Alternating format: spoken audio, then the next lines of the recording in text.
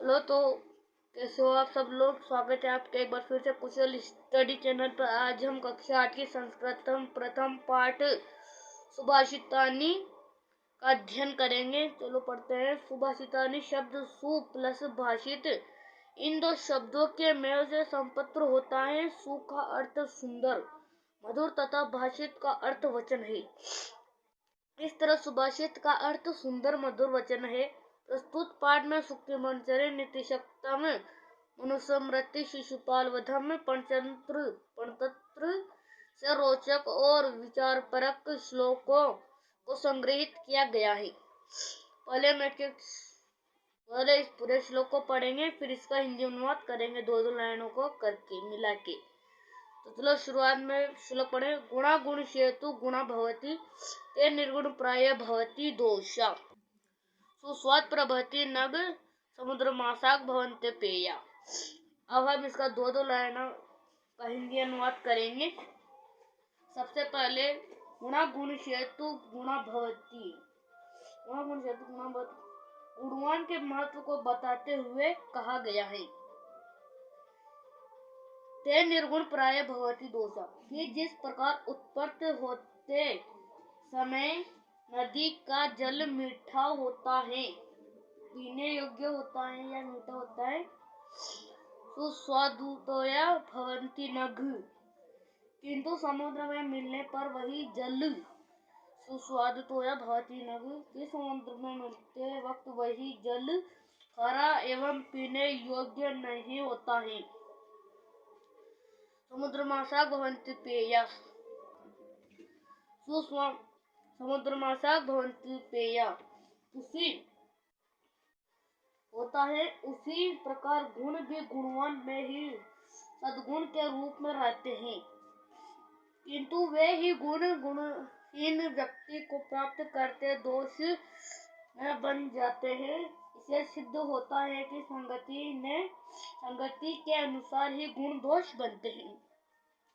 जैसा कि आप जिस संगति में रहेंगे वैसे ही आप में भी लक्षण आएंगे। आप जैसे संगति में रहेंगे आप में वैसे ही लक्षण आएंगे।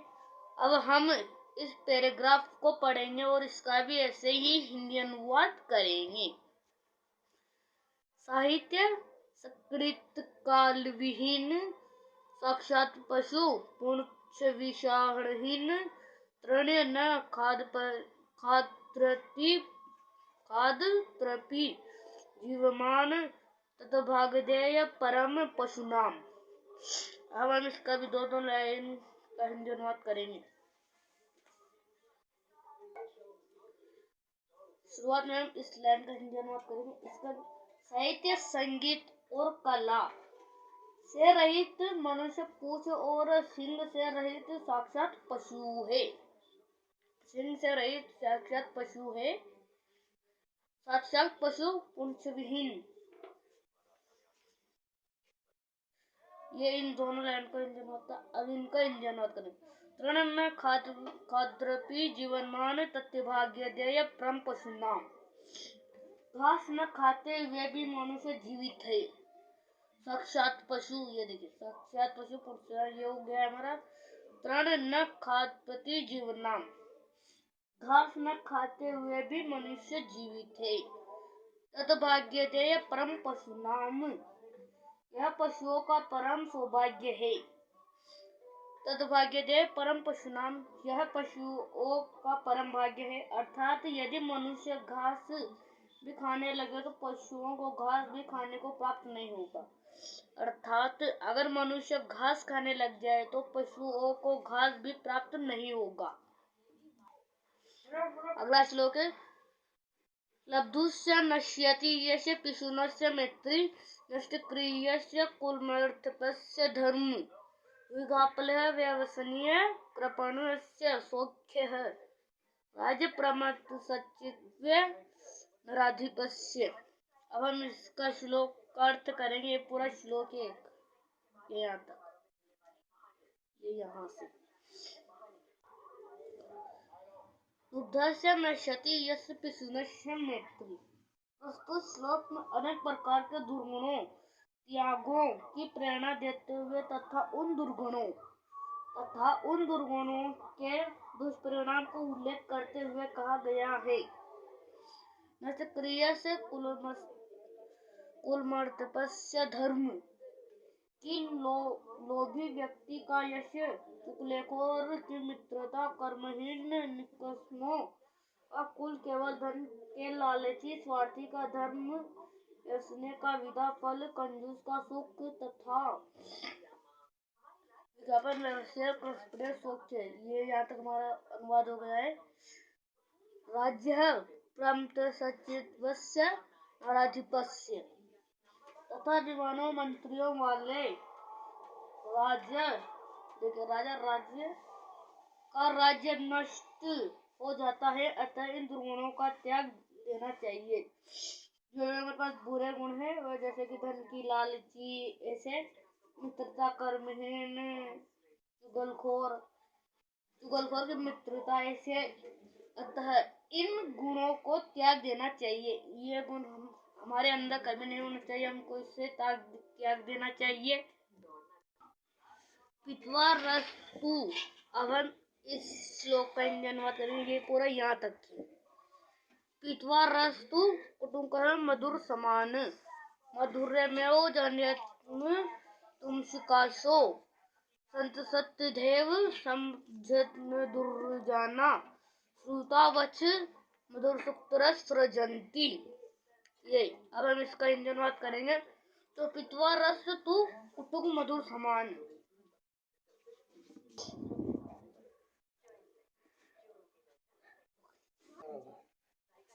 प्रस्तुत श्लोक में सज्जनों की महिमा का वर्णन करते हुए कहा गया है कि जिस प्रकार मधुमक्खी का कड़वे एवं मीठे दोनों प्रकार के रस का मान करके भी केवल मधुरक्त को ही प्रदान करती है। ये यहाँ तक। जैसे कि मधुमक्खी जो होती है वो कड़वे व मीठे रस जो भी हो उनको हमेशा मिठाई ही प्रदान करती है। मीठे रस का पान करके ही केवल मधुरक्त शहद को ही प्रदान करती है। संत सत्यदेव सृजन दुर्जाना। उसी प्रकार सज्जन लोग सज्जनों एवं दुर्जनों के वचनों को समान रूप से ग्रहण करके भी केवल मधुरक्त वचन की ही रचना करते हैं। श्रुतावच मधुरक्त सृजन्ति, अर्थात मधुर वचन ही बोलते हैं। ये हमारे पूरे वाक्य का हिंदी अर्थ है। अब हम इसका हिंदी अर्थ करेंगे। विहाय पौरुष यो ही, ये पूरा ये यहाँ से यहाँ तक का है। विहाय पौरुष यो ही यो में वालंभे प्रसाद सिंहवत्य तस्य मूर्धन्य तिष्ठन्ति वायसा।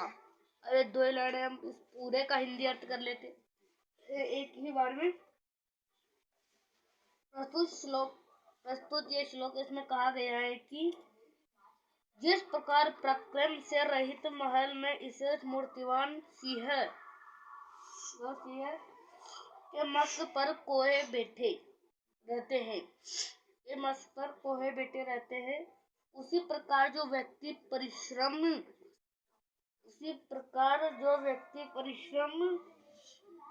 से रहित केवल भाग्य पर आश्रित रहता है, शिष्य जो मेहनत करता है वह कायर के समान दुर्जनों से घिरा होता है। होता है कि वह कायरों के समान दुर्जनों से घिरा होता है। अतः हमें भाग्य पर ही आश्रित न होकर परिश्रम करना चाहिए। हमें कभी भी भाग्य पर आश्रित नहीं रहना चाहिए। हमें भाग्य पर आश्रित नहीं होकर परिश्रम करना चाहिए। अर्थात हमें कभी भाग्य पर आश्रित नहीं होना चाहिए। हमें खुद भी परिश्रम करना चाहिए। अब हम इसका हिंदी अनुवाद करेंगे। ये यहाँ से यहाँ तक।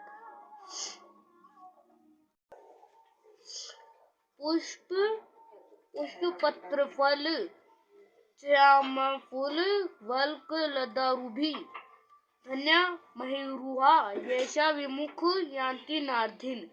अब हम इसका हिंदी अनुवाद करेंगे। जैसा कि प्रस्तुत श्लोक में वृक्षों की महानता का वर्णन करते हुए कहा गया है। इसमें वृक्षों की महानता बताई गई है। वृक्षों की महानता का इस श्लोक में वर्णन किया गया है कि वृक्ष धन्य है क्योंकि उन्हें पुष्प पत्ते फल छाया व लकड़ियां प्राप्त करके कोई भी याचक निराश होकर वापस नहीं जाता। देखिए पेड़ पौधे कितने धन्य हैं, इनसे हर कोई पुष्प पत्ते लकड़ियां प्राप्त करके कोई भी वापस निराश होकर नहीं जाता, क्योंकि कोई भी निराश नहीं होता है पेड़ के पास आकर। हे वृक्ष सभी को मनोकामना पूर्ण करते हैं। ये वृक्ष सभी को मनोकामना पूर्ण करते हैं। उनकी दानशीलता को देखकर उन्हें धन्य कहा गया है। देखिए वृक्ष कितने दानशील हैं। यह हमेशा देते हैं, लेते कभी भी कुछ नहीं है। उनकी दानशीलता को देखकर ही उन्हें धन्य कहा गया है।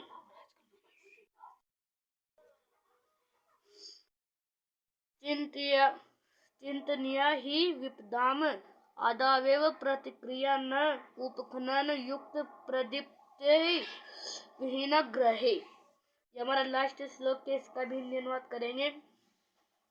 इसलिए प्रस्तुत श्लोक में प्रेरणा देते हुए कहा गया है। इस श्लोक में हमें प्रेरणा भी मिलेगी कि विपत्तियां आने से पहले ही उनके निवारण के उपाय सोच लेने चाहिए।